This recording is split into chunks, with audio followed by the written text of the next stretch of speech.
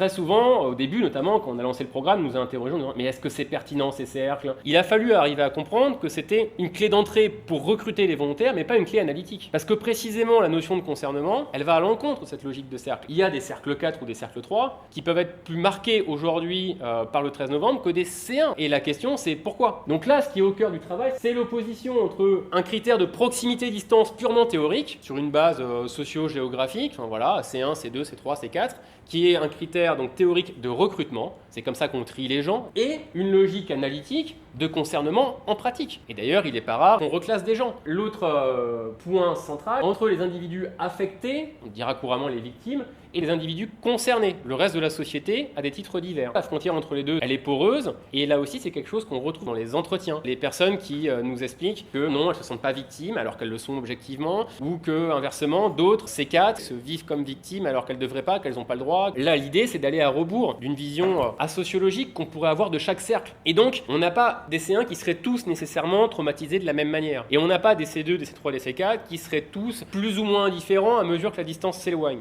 De ce point de vue-là aussi, évidemment, quelque chose de très intéressant à mon sens, c'est de resituer le dispositif d'enquête. C'est-à-dire que dans le programme 13 novembre, on recrute des volontaires. Ça veut dire recruter des gens qui sont a priori les plus activement concernés, disposés à nous accorder du temps, et qui donc bien souvent prennent le dispositif d'enquête comme une opportunité d'exprimer leur concernement, qu'ils n'arrivent pas à exprimer par ailleurs. Mais en faisant ça, on a présélectionné ceux qui s'estimaient les plus concernés. Avec aussi, second facteur, à se sentir légitime, à porter une parole dans un cadre comme les studios Lina, un maquillage, etc. Projet Réal, vous voyez, il y a le travail sur les archives, donc les archives de Paris et puis quelques autres. Il y a le travail sur les réseaux sociaux, les réactions sur Twitter essentiellement, qui engage une collaboration avec le service du dépôt légal du web à l'INA. Puis surtout, donc, il y a des enquêtes ethnographiques qu'on a pu faire. D'une part, dans le 11e arrondissement et autour des mémoriaux avant qu'ils soient collectés et pendant qu'ils étaient collectés par les archives de Paris. Et puis, par ailleurs aussi, donc cette première enquête qui permet de compléter pour les C2. Deuxième enquête que je mène à Grigny avec Fabien Truong et qui permet de compléter pour les C3. De ce point de vue-là, ce qui est important, c'est d'articuler les matériaux de l'étude 1000 avec des enquêtes concernant